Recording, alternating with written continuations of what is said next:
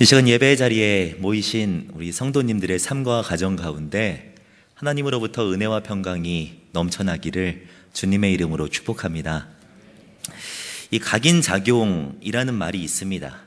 이 각인작용이란 동물들이 태어나서 처음 보는 것을 자신과 연관시켜서 자신을 그것과 동일시하는 현상이지요. 이런 현상은 오리에게도 일어나는 것으로 추정되는데요. 오리는 알에서 갓 부화되었을 때 대개 맨 처음 보는 대상을 자기의 엄마처럼 여긴다고 합니다. 이 현상은 때때로 엉뚱한 결과를 빚어내기도 하지요. 예를 들어서 어미개가 신기한 듯 바라보고 있는 가운데 갓 태어난 새끼 오리는요, 그 어미개를 처음 보는 순간 자기의 엄마로 인식하게 되지요. 그리고는 어미개를 졸졸 따라다니게 됩니다. 위험한 일이 생기면요, 오리 뒤로 숨지 않고 개 뒤로 숨게 됩니다. 또 밤에는 잠 잘 때 개 집에 들어가 잠을 자기까지 한다고 하지요. 그렇지만 전혀 변하지 않는 것도 있습니다. 오리는 여전히 멍멍 짖지 못하고요, 꽥꽥 짖어댑니다. 물을 즐기고요, 날개를 퍼덕이기도 하지요. 때로는 오리처럼 행동하기도 하고 때로는 개처럼 행동하기도 하는 것입니다. 저는 이 글을 보는데 그리스도인의 삶도 이와 비슷하다는 생각이 들어서요, 안타까움을 금할 수가 없었습니다. 예수 그리스도를 믿고 하나님의 자녀가 되었음에도 불구하고 태어나면서 보고 살면서 경험했던 이 타락한 세상이 너무나도 익숙한 나머지 세상을 따라가는 우리들의 모습, 어떻게 보면 개에게 각인된 오리와도 너무나도 유사하지 않습니까? 우리는 연약하여서 늘 깨어있지 않으면요, 익숙한 세상으로 돌아가기가 쉽습니다. 그것을 잘 드러내주고 있는 것이 출애굽기에 기록된 이스라엘 백성들의 모습인데요. 이스라엘 백성들은 애굽 땅에서 또 그 땅에 있는 문화와 음식에 너무나도 익숙해져 있었습니다. 모세를 통한 10가지의 재앙을 보았습니다. 홍해가 갈라지는 것을 눈앞에서 보았습니다. 광야에서 물이 쏟아져 나오는 것을 경험하였고 매일같이 부어주시는 만나와 메추라기를 먹었습니다. 그럼에도 불구하고 이스라엘 백성들이 돌아서면 했던 것은 무엇입니까? 하나님께 감사와 영광을 돌리기보다는 불평불만하였습니다. 하나님을 경험하고도 돌아서면 여전히 익숙했던 애굽으로 돌아가고 싶다는 그런 고백을 반복적으로 했던 이스라엘 백성들 아닙니까? 이것이 인간의 연약함입니다. 각인된 오리와 같이 세상을 따라서 살아가게 되는 것, 이것이 바로 우리 인간들의 연약함이지요. 이런 연약함을 이겨낼 수 있는 방법은 무엇입니까? 예수님은 복음서에서 그 방법을 제시해주고 있는데요. 마태복음 26장 말씀을 보시면 시험에 들지 않게 깨어있어 기도하라. 마음은 원이로되 육신이 약하도다 라고 말을 합니다. 또한 누가복음 말씀을 보면요, 이러므로 너희는 장차올 이 모든 일을 능히 피하고 인자 앞에 서도록 항상 기도하며 깨어있으라 라고 말을 하고 있습니다. 우리의 연약함을 이겨낼 수 있는 방법은 다름이 아니라 기도하는 것입니다. 늘 깨어서 기도하는 것이 세상의 유혹시험과 맞설 수 있는 방법이라고 예수님은 가르쳐주고 있는 것이죠. 기도는요, 해도 되고 안 해도 되는 선택의 문제가 아닙니다. 어두운 세상 속에서 하나님의 백성답게 살아가기 위해서 반드시 해야 하는 필수적인 것이지요. 오늘 본문 말씀을 보면 바울도 성도들의 믿음이 굳건하게 세워져 가기를 바라는 마음을 가지고 기도하는 것을 볼 수가 있습니다. 바울은 성도들을 위해서 기도하면서 이렇게 고백합니다. 17절 말씀을 보시면 우리 주 예수 그리스도의 하나님 영광의 아버지께서 지혜와 계시의 영을 너희에게 주사 하나님을 알게 해 주소서라고 지금 기도하고 있지요. 에베소 교회 성도들이 하나님을 몰랐던 것이 아닙니다. 본문의 이 앞부분, 1장의 앞부분을 보시면 그들은 하나님의 택하심을 받은 사람이라고 말을 합니다. 또 그리스도 예수 안에서 하늘에 속한 모든 신령한 복을 받았던 사람들, 그 사람들이 에베소 교회 성도들이었다고 말을 하지요. 뿐만 아니라 15절과 16절 말씀을 보시면 이로 말미암아 주 예수 안에서 너희 믿음과 모든 성도를 향한 사랑을 나도 듣고 바울도 듣고 내가 기도할 때 기억하며 너희로 말미암아 감사하였다고 말을 하고 있습니다. 에베소 교회 성도들은요, 하나님을 모르지 않았습니다. 오히려 바울은 그들의 믿음과 사랑으로 말미암아 하나님께 감사한다고 고백하기까지 하지요. 바울이 그들로 하여금 하나님을 알게 해달라고 기도했던 이유는요, 교회 성도들이 하나님을 모르기 때문이 아니라 그들의 믿음 위에 굳게 서기를 바라는 그 마음 때문이었습니다. 서두에 말씀드렸던 이 각인된 오리와 같이 익숙한 애굽을 그리워했던 이스라엘 백성들과 같이 세상에 빠져 살아가지 않기 위해서는 하나님을 더욱 알아가야 하기 때문에 바울은 계속해서 하나님을 알게 해달라고 기도하고 있는 것이죠. 우리가 세상을 따라가지 않기 위해서는요, 하나님을 더욱 알아가는 것이 필요합니다. 세상을 배우는 것이 아니라 하나님의 뜻을, 하나님의 말씀을, 하나님의 방식을 계속해서 배워가는 것이 필요하지요. 바울의 기도와 같이 날로 하나님을 더욱 알아가는 그런 은혜가 우리 성도님들 가운데 있기를 주님의 이름으로 축복합니다. 하나님을 아는 것은요, 우리 스스로 할 수 있는 것은 아닙니다. 하나님을 아는 것은 지혜와 계시의 영, 즉 성령 하나님이 역사하실 때 가능하다고 본문은 설명하고 있습니다. 바울이 성도들이 하나님을 알기를 간절히 원하면서요, 지혜와 계시의 영을 부어달라고 기도하고 있는데 그에게 말씀 전하는 능력이 부족했기 때문에 이렇게 기도하는 것이 아닙니다. 그는 말씀과 사역의 경험으로 준비된 일꾼이었습니다. 그러나 철저히 준비된 바울조차도 자신의 능력으로 하나님을 알게 할 수 없다는 것을 너무나도 잘 알고 있었기 때문에 지금 기도하며 나아가고 있는 것이죠. 세상의 지식과 하나님에 대한 지식이 다른 점이 바로 여기에 있습니다. 세상의 지식은요, 아는 만큼 모르는 것이 줄어듭니다. 공부를 다 했다라고 하는 그런 학생들의 표현, 그게 이론적으로는 가능한 것입니다. 그러나 하나님에 대한 지식은 다르지요. 알면 알수록 모르는 것이 더 많다고 느끼는 것이 바로 하나님에 대한 지식입니다. 제가 이 신학교 1학년 때에요, 신학서론 과목을 들으면서 교수님께서 하셨던 말씀이 아직도 기억이 납니다. 하나님에 대한 지식은 알려주신 만큼만 알 수 있으며 알면 알수록 내가 모르고 있다는 것이 더 크게 느껴진다라는 말입니다. 그렇습니다. 유한한 인간이 무한하신 하나님을 알 수 없지요. 우리는 하나님에 대한 모든 지식을 결코 알 수가 없습니다. 하나님께서 우리에게 계시해 주실 때, 성령님이 우리 가운데 역사하셔서 우리에게 알려주실 때 우리는 하나님에 대한 지식을 받아들이게 될 수가 있는 것이죠. 제가 성도님들을 만나가지고 이야기하다 보면 하나님을 더욱 알고 싶어하는 분들도 계십니다. 또한 자녀나 전도 대상자, 가족, 다음 세대 등 이 하나님께서 맡겨주신 영혼들이 하나님을 더욱 알아가기를 소원하시는 분들, 그런 분들도 계시지요. 바울과 같이 기도하면서 나아가야 합니다.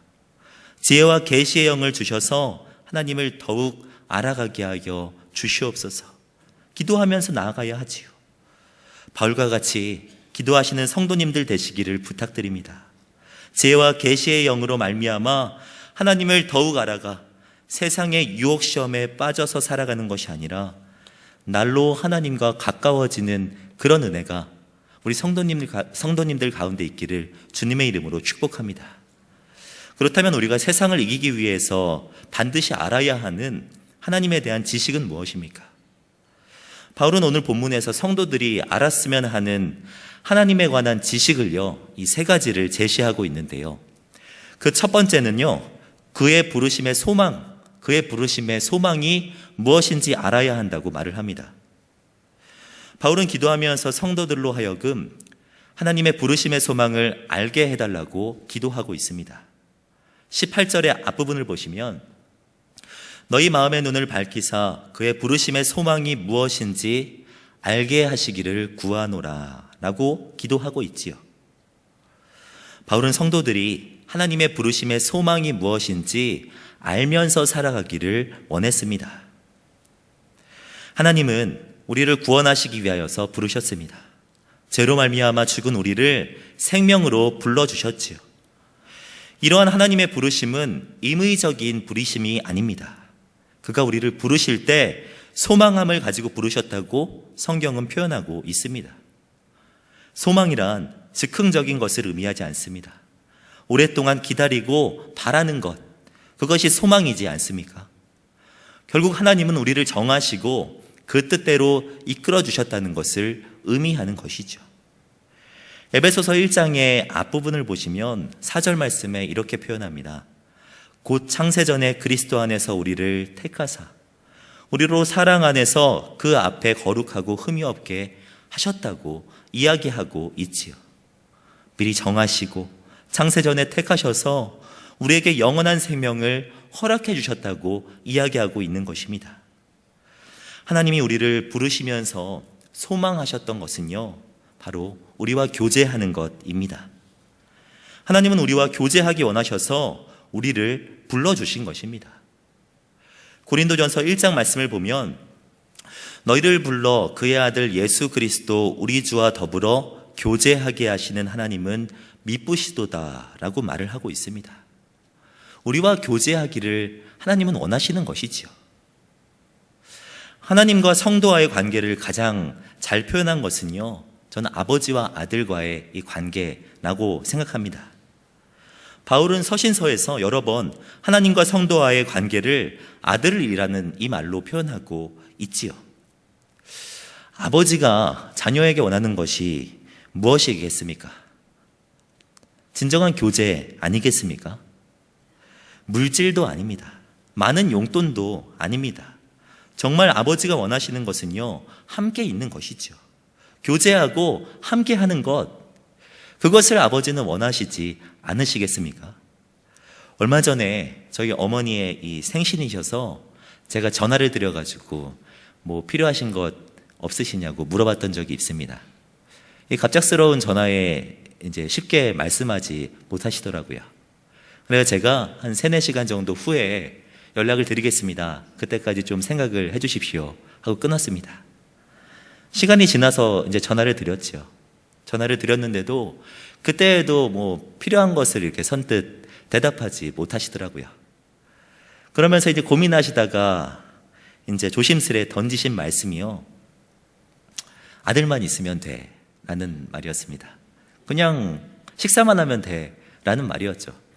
이 말을 그냥 말 그대로 받아들이면 안 되죠. 용돈도 이제 챙겨드렸지만 제가 돌아서서 생각하면서 정말 아버지, 어머니가 원하시는 것은 이 자녀와 함께 교제하는 것, 이건 아닐까 하는 생각을 하게 되었습니다. 하나님도 그렇습니다. 하나님도 우리에게 원하시는 것은요, 다른 큰 것이 아닙니다. 우리와 함께 교제하는 것, 우리와 함께 사랑 안에 거하는 것, 이것을 하나님께서 원하시는 것 아닙니까? 이것이요. 진 에드워드가 쓴 이 신의 열애라는 이 책을 보면요, 사람을 향한 하나님의 사랑의 마음을 마치 이 연애하는 연인들에 빗대어서 표현하는 것을 볼 수가 있는데요. 하나님은 사람을 창조하실 때 사람에게 다가와 이 생기를 불어넣으시면서도요, 사랑으로 초대하셨다고 이 책에서는 말을 합니다. 또 죄로 말미암아 하나님과 멀어진 이스라엘 백성들에게 하나님은 선지자를 통하여서 말씀하시면서 이렇게 말씀하셨죠. 회개하라, 회개하라. 너희를 사랑하는 나에게 좀 돌아와라. 하나님이 원하셨던 것은 이것 하나였지요. 또 신약에 있는 이 율법학자들에게 너희가 지켜야 할 가장 큰 일, 가장 큰 율법이 무엇이냐에 대해서 가르쳐 주셨는데요. 그것은 다른 것이 아니라 너희는 주 너의 하나님을 사랑하라 라는 것이었습니다. 너희의 영혼을 다해, 너희의 마음을 다해, 너희의 힘을 다해 사랑하라 라는 것이었죠. 우리는 이러한 하나님의 사랑을 받은 존재입니다. 그리고 여전히 사랑을 받고 있는 존재이죠. 우리는요, 그저 그런 사람이 아닙니다. 적어도 하나님의 프로포즈를 받은 사람들이 바로 저와 우리 성도님들이라는 말입니다. 이러한 자부심을 가지고 살아가는 저와 성도님들 되시기를 주님의 이름으로 축복합니다. 우리가 세상을 이기기 위해서 알아야 하는 하나님의 지식 두 번째는요, 그 기업의 영광의 풍성함을 알아야 합니다. 그 기업의 영광의 풍성함. 바울은 또한 기도를 이어가면서 성도들 안에 있는 기업의 풍성함을 알기 원한다고 기도하고 있습니다. 18절의 뒷부분을 보시면요, 성도 안에서 그 기업의 영광의 풍성함이 무엇인지 알게 하시기를 구하노라 라고 기도하고 있지요. 바울은 에베소 교회 성도들 안에 있는 이 기업, 그 성도들 안에 있는 그 영광의 풍성함이 어떠한지에 대해서 알기를 원했습니다. 성도란 이미 하나님으로부터 영원한 기업, 그리고 그 영광의 풍성함을 약속받은 사람들입니다. 성경 곳곳을 보면 성도들에게 약속된 기업에 관하여 수차례 반복해서 설명하고 있지요. 로마서 말씀을 보면요, 자녀이면 또한 상속자, 곧 하나님의 상속자요 그리스도와 함께한 상속자라고 말을 합니다. 또한 갈라디아서 말씀을 보아도요, 내가 이후로는 종이 아니요 아들이니 아들이면 하나님으로 말미암아 유업을 받을 자라고 말을 하고 있습니다. 이 말은요, 받을 수도 있고 받지 못할 수도 있다는 말이 아닙니다. 반드시 기업을 받게 된다는 것을 의미하는 것이죠. 상속자라는 이 말은요, 사실 법적 용어라고 할 수 있습니다. 유업을 물려주기 위해서 이 상속에 대한 이 문서를 작성하는데요, 거기에 보면 무엇을 누구누구에게 상속하겠습니다 라고 이렇게 기록하게끔 되어 있습니다. 이때 쓰여진 이름이 바로 상속자라고 할 수가 있지요. 이것은 법적인 효력을 가지며 변하지 않습니다. 그리고 때가 지나고 시간이 지나면 그 효력이 발생하여서 상속을 받게 되는 것이죠. 성도란 하나님의 상속자입니다. 상속자의 명단에 이름이 기록된 사람들이 바로 성도들입니다. 주님이 정하신 때가 되면 우리는 기업을 받게 될 사람들이라는 의미입니다. 사랑하는 성도 여러분, 우리에게 약속된 기업이 무엇입니까? 약속된 기업의 절정은요, 예수 그리스도의 재림 때 비로소 일어난다고 성경은 말을 합니다. 베드로전서 말씀을 보면요, 썩지 않고 더럽지 않고 쇠하지 아니하는 유업을 잊게 하시나니 곧 너희를 위하여 하늘에 간직하신 것이라 라고 말을 하고 있지요. 영원히 쇠하지 않는 하늘의 영광, 더럽혀지지 않고 썩지 않은 이 영광의 기업, 이것이 우리에게 전달될 것이라고 분명하게 설명하고 있는 것이죠. 우리는 이 말씀을 읽어도요, 이 영광의 기업이 정확히 어떤 모습이 될지는 도저히 상상할 수가 없습니다. 그러나 말씀대로 영원한 하늘나라에서 하나님과 함께 쉼을 누리게 될 것이고요, 그리고 하나님 앞에서 그분을 찬송하면서 기쁨만, 노래만, 찬송만 주님 앞에 올려드리게 되겠지요. 어거스틴은요, 천국에서 우리가 어떻게 될 것인가에 대해서 이렇게 예상했습니다. 천국에 들어가면 우리는 쉬고 또 쉬면서 보고, 보면서 사랑하고 사랑하면서 찬송할 것이다 라고 말입니다. 또한 로버트 아놀드는요, 이렇게 노래합니다. 저 하늘에는 눈물이 없네, 거기는 슬픔도 없네. 저 하늘에는 눈물이 없네, 거기는 승리만 있네. 고통은 모두 사라져버리고 영광만 가득 차겠네. 우리의 주님과 함께 있을 때는 영원한 기쁨 있겠네 라고 말입니다. 이러한 기업이 우리 앞에 기다리고 있다는 것입니다. 이것을 어찌 이 세상 무엇과 비교할 수가 있겠습니까? 결코 비교할 수가 없겠지요. 잠깐 있는 이 세상이 아니라 영원한 기업, 그 풍성한 은혜가 이미 우리에게 허락되었다는 이 사실을 기억하시면서요, 어떠한 상황에 있든지 어떠한 어려움이 있든지 날마다 승리하시는 우리 성도님들 되시기를 주님의 이름으로 축복합니다. 마지막으로 세상을 이기기 위해서 우리가 알아야 할 하나님에 대한 지식은요, 하나님의 능력의 크기입니다. 사도 바울은 우리가 하나님의 능력의 크기에 대해서 알아야 한다고 말을 하고 있습니다. 바울은 기도하면서 마지막으로 성도들이 하나님의 능력의 크심을 알기 원한다고 기도하고 있습니다. 19절 말씀인데요, 우리 19절 말씀을 한 목소리로 읽겠습니다. 시작.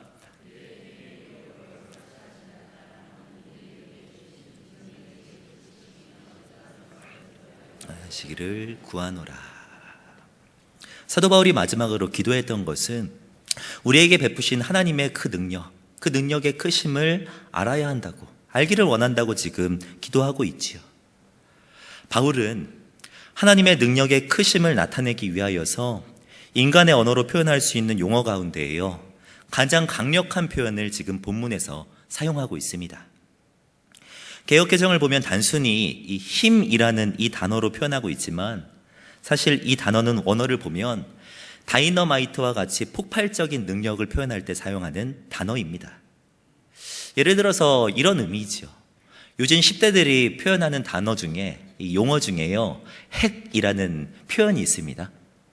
예를 들어서 이 극심한 것을 이제 표현할 때 앞에, 단어 앞에 핵이라는 이걸 붙여가지고 이렇게 표현을 하는 겁니다. 이런 거지요.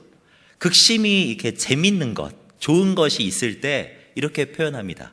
핵 좋아 라고 이렇게 표현을 합니다. 어떤 의미인지 아시겠습니까? 극심하게 이 재밌는 것 있지요.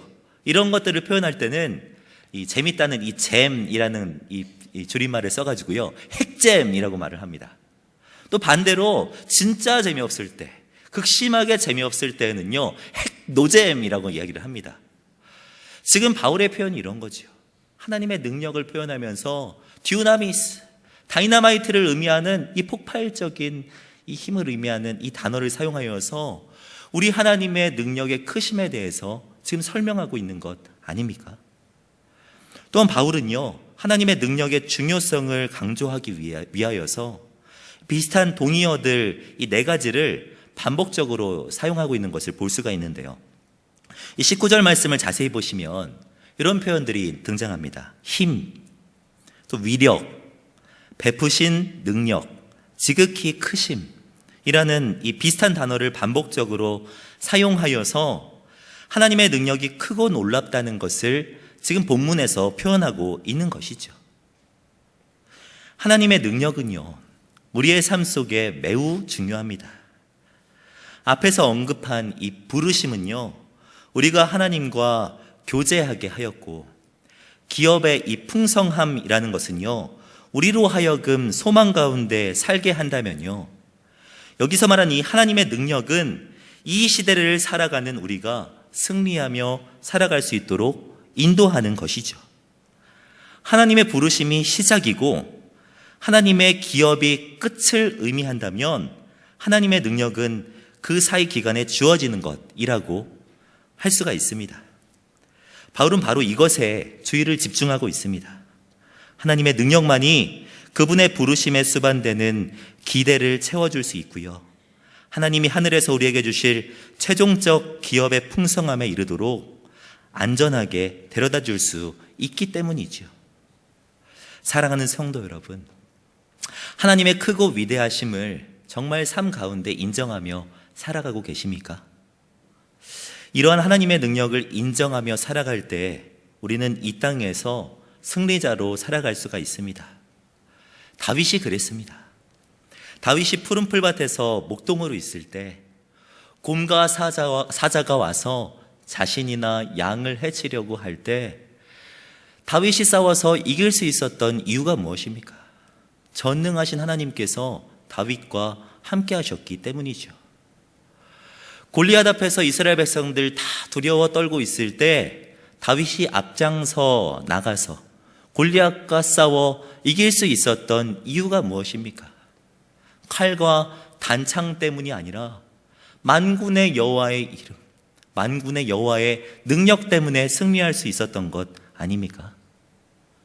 사무엘하 6장 말씀을 보시면요, 다윗이 왕이 되어서 언약궤를 예루살렘 성으로 가지고 오는데요, 그 모습을 보면서 다윗은요 춤춥니다. 노래하지요. 누가 뭐라고 해도 왕의 신분 다 벗어버리고 미쳐서 날뛰면서 춤추고 있는 것을 성경에는 기록하고 있습니다. 다윗이 이렇게 너무나도 기뻐할 수 있었던 이유가 무엇입니까? 사무엘하 6장 21절을 보면 그가 기뻐 뛰놀 수 있었던 이유에 대해서 설명을 하고 있는데요, 사무엘하 이 6장 21절을 보면 이렇게 말을 합니다. 다윗이 미갈에게 이르되 이는 여호와 앞에서 한 것이니라. 그가 내 아버지와 그의 온 집을 버리시고 나를 택하사 나를 여호와의 백성 이스라엘의 주권자로 삼으셨으니 내가 여호와 앞에서 뛰놀리라 라고 말을 하고 있지요. 자신을 왕으로 세우신 전능하신 하나님, 그 하나님의 능력이 너무나도 크시기 때문에 그 하나님 앞에서 기쁨으로 뛰어놀 수 있었던 것 아닙니까? 우리들은 어떻습니까? 다윗처럼 하나님의 능력을 붙들고 살아가고 계십니까? 안타깝게도 많은 그리스도인들은요, 하나님의 능력의 크심에 대해서 잘 인식하지 못하고 살아갈 때가 많은 것 같습니다. 아니, 알아도요, 하나님의 능력을 그리 위대하게 생각하지 못하는 경우도 있는 것 같지요.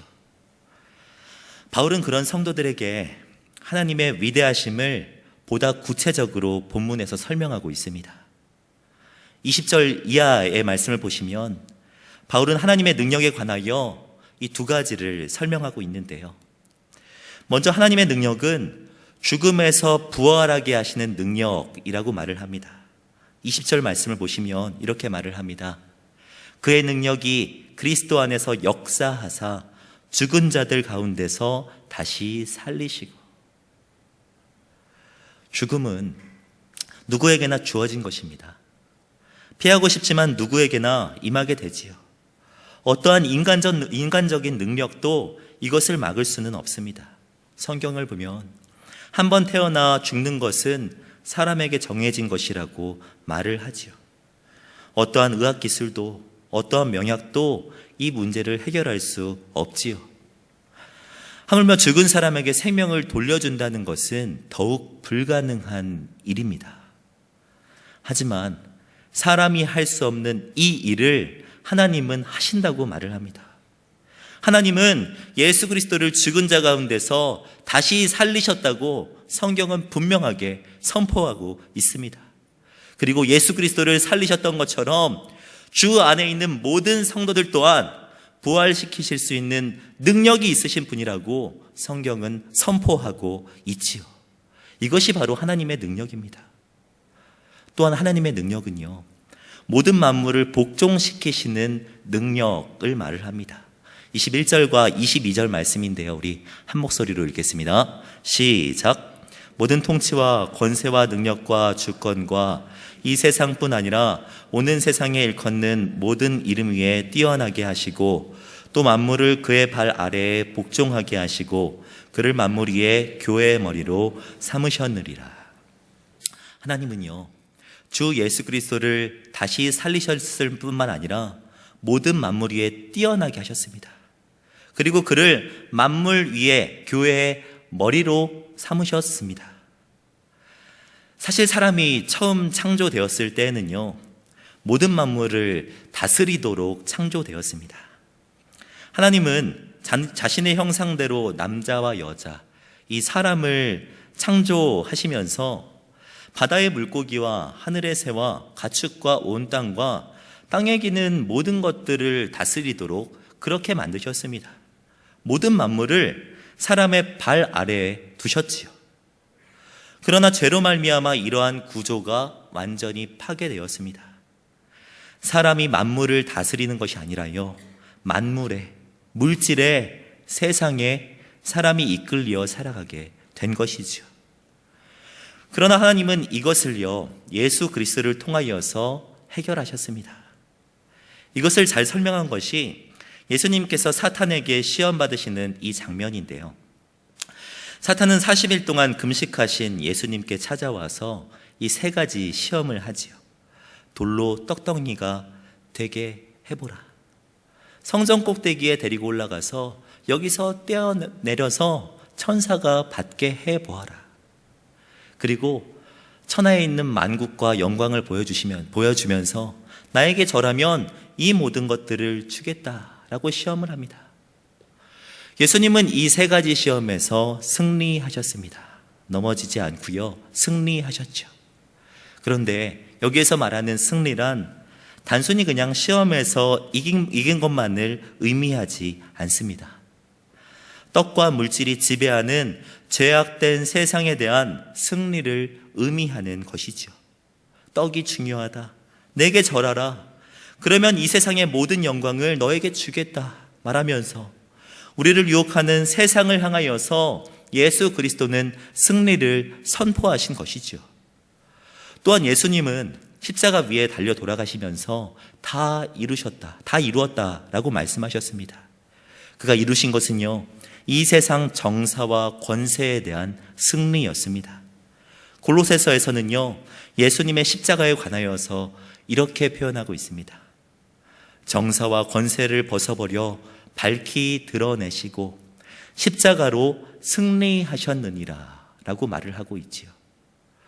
결국 십자가를 통하여 세상에 대한 완전한 승리를 완성하신 것입니다. 만물을 복종시키신 것입니다. 그리고 그 위에 교회를 세우셨으며 예수 그리스도가 그 교회의 머리가 되게 하신 것이죠. 이것이 바로 바울이 말하는 하나님의 능력입니다. 이러한 하나님의 능력이 지금도 우리와 함께 하신다는 이 말씀을 기억하며 살아가는 우리 성도님들 되시기를 부탁드립니다. 기업의 풍성함에 이르기까지 우리를 붙드신다고 말씀하시는 이 말씀을 날마다 기억하며 살아가는 우리 성도님들 되시기를 주님의 이름으로 축복합니다. 승리하는 이 그리스도인의 삶은요, 유혹과 시험이 하나도 없는 것을 말을 하지 않습니다. 우리의 삶에 유혹이 있을지라도 그 속에서 하나님을 붙들며 살아가는 것, 세상이 아닌 하나님을 채워가려고 애쓰는 삶, 그것이 바로 승리하는 그리스도인의 삶이 아닐까 생각이 됩니다. 무명의 그리스도인이 쓴 이 승리하는 그리스도인이라는 책을 보면요, 승리의 삶을 산 위대한 그리스도인으로서 어거스틴을 제시하는데요, 그는 젊은 시절 최고의 교육을 받았고 수사학과 언변에 있어서 능통한 경지에 이르렀습니다. 그러나 동시에 이교 문화에 젖어들면서 이전의 순진한 삶과 사고방식을 잃고 타락의 늪에 빠져들었지요. 육신의 쾌락을 탐닉하던 그는 사생아까지 나았으며 유물론인 마니교에 심취해서 10년이 넘도록 그 구렁텅이 속에서 나올 줄을 몰랐다고 합니다. 그런 어거스틴은 어머니 모니카의 기도에 힘입어 이 설교를 듣다가 회심을 하게 되었지요. 그리고 그는 기독교 역사상 가장 큰 획을 그은 신앙의 위인이 되었습니다. 이 책에서는 어거스틴에 대해서 이렇게 말을 합니다. 그는 본래 약한 사람이었고 그래서 여러 번 넘어져 보았기에 은혜로 강해지는 것이 어떤 것인가를 더욱 통감한 이었다. 그는 그 깨달음 때문에 야심과 정욕으로 얼룩졌던 자신의 삶을 순간순간 연단시켜 하나님의 복음을 확장하고 수호하는 데 헌신할 수 있었다. 자신의 무릎을 쳐서 주님께 복종하는 삶이야말로 하나님의 섭리와 경륜을 통한 전적인 은혜의 길을 가는 것임을 깨달은 그는요, 진정 승리하는 그리스도인이었다라고 말을 합니다. 우리의 삶에 유혹이 없을 수는 없습니다. 그러나 승리하는 그리스도인은요, 그 유혹 앞에서 자신을 연단시키는 사람, 자신의 무릎을 쳐서 주님 앞에 복종시키는 사람이라는 것을 기억하시기를 부탁드립니다. 결국 나의 삶 속에 하나님으로 가득 차도록 나 자신을 내려놓는 사람이 승리하는 그리스도인이지요. 그리스도인이 된다는 것은 다른 것이 아닙니다. 하나님의 생각으로 꽉 차는 것이 그리스도인이 되는 것입니다. 기도하시는 분들은 많으신데요, 나 자신을 위해서 기도하는 사람은 많지만 내 안에 하나님으로 채워달라고 기도하는 분은 그렇게 많지 않은 것 같습니다. 바울과 같이 내 안에 하나님에 대한 지식으로 채워주시옵소서 기도하며 나아가는 우리 성도님들 되시기를 부탁드립니다. 나를 부르신 하나님, 기업을 허락하신 하나님, 그리고 지금도 능력으로 함께 하시는 하나님으로 가득 채워짐으로 말미암아 이 광야와 같은 이 세상 속에서 승리하며 살아가는 저와 성도님들 되시기를 주님의 이름으로 축복합니다. 기도하겠습니다. 살아서 역사하시는 하나님, 우리로 하여금 하나님을 알게 하시고 더 알아갈 수 있도록 힘을 주시는 은혜에 감사드립니다. 연약한 우리들이 세상 앞에 무너지지 말도록 붙들어 주시옵소서. 부르시고 기업을 허락하시고 능력으로 붙드시는 하나님으로 말미암아 승리하는 우리들 되게 하여 주시옵소서. 바울의 기도와 같이 기도하며 나아가는 우리들이 되게 하여 주시옵소서. 기도할 때마다 주님을 더욱 알아가는 그런 은혜가 우리의 삶 가운데 있기를 축복하여 주시옵소서. 감사드리며 우리를 구원하신 주 예수 그리스도의 이름으로 기도드립니다. 아멘.